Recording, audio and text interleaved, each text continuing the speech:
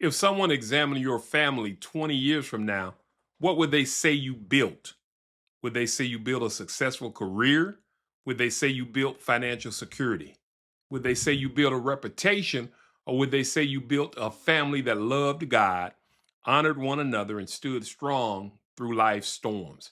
You see, one of the greatest tragedies in our culture is that many men spend their lives building everything except the people closest to them.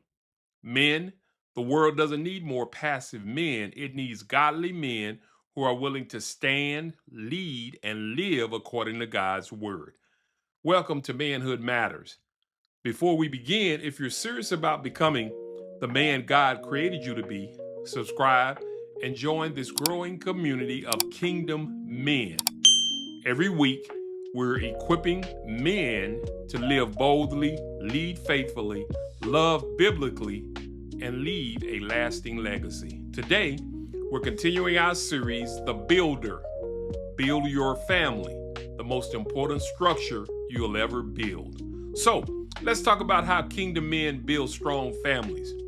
Every strong structure begins with a strong foundation, and every strong family begins with spiritual leadership. The first thing every kingdom man must do is to lead through your presence. Deuteronomy 6, verses 6 and 7. And these words which I command thee this day shall be in thine heart, and thou shalt teach them diligently unto thy children. Before God instructed fathers to teach their children, he instructed them to first have God's word in their own hearts. In other words, spiritual leadership begins with personal example. One of the greatest gifts a man can give his family is not perfection, but simply presence. Children and spouses need more than financial provision. They need emotional presence, spiritual presence, and relational presence. They need a man who is engaged and involved. Our culture has produced many absentee fathers, not always physically absent, but emotionally absent and spiritually absent. A man can live under the same roof and still be disconnected from his family. Kingdom men understand that leadership requires presence. Relationships are built through time, conversation, shared experiences, and intentional investment. You see, the people closest to you need more than what you provide. They need you. Ask yourself, am I giving my family my leftovers, or am I giving them my best? Presence creates connection, but a man's family needs more than his presence. Therefore, the second thing every kingdom man must do is to lead through your prayers. Job 1:5. Job sent and sanctified them and rose up early in the morning and offered burnt offerings according to the number of them all. One of the most overlooked aspects of biblical manhood is the ministry of prayer. Now, Job understood that his responsibility extended beyond providing for his family physically. He also carried them before God spiritually. Likewise, every man may not be a preacher, but every man can be a prayer warrior. One of the most powerful things you can do for your family is pray for them consistently and intentionally, because prayer invites God's power into situations where you and our ability falls short. There will be times when you cannot solve your child's problem. There will be times when you can't remove your spouse's burden. And there will be times when you can't control the circumstances, but you can always pray. Prayer reminds us that while we are limited, God is unlimited. Families are strengthened when men learn to fight spiritual battles on their knees. So ask yourself, when was the last time my family heard me pray for them? A great idea for this week is to create a written prayer list and begin praying daily for each member of your family. A man's presence does matter.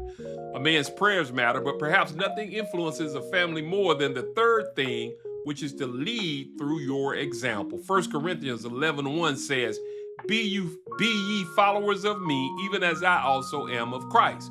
Paul understood a powerful truth. People learn as much from what they observe as from what they hear. Every man is teaching something through his example. And the question is whether the lesson being taught is drawing people closer to Christ or further away from him. Families often reflect the values consistently demonstrated by their leaders. Let's look at children. Children may not remember every sermon you preached, men. every lesson you taught, or every conversation you had, but they will remember how you treated others, how you treated people. They will remember how you handled adversity. They will remember whether you honored God. The strongest family influence is often not what is said, but what is consistently lived. A kingdom man understands that leadership is caught as much as it is taught. Ask yourself, if my children, grandchildren, or those who look up to me followed my example exactly, would they be moving closer to Christ? Also, this week, identify one area where your example needs to better reflect your faith and commit to growing in that area. You see, men, one day your career will end, your titles will be gone, and your accomplishments will be remembered by only a few. But the influence you have on your family can continue for generations. The families that shape future generations rarely happen by accident. They are intentionally built through presence, built through prayer, built through example. God has not called us merely to provide for our families. He has called us to lead them. He has called us to love them and to invest in them. And He has called us to leave them a spiritual inheritance that will outlive us. As builders, we must remember that the greatest structure we may ever help build is not made of bricks and mortar.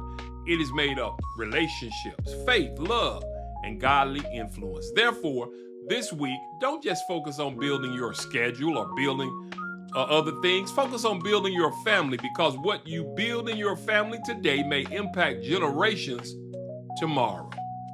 Thank you for joining me on another episode of Manhood Matters. If this teaching encouraged you, challenged you, or even strengthened you, I encourage you to like this video, subscribe to the channel, and please share it with another man or two who needs to hear this message. And if you're serious about becoming the man God has created you to be, I got a question for you. Are you one of the 300?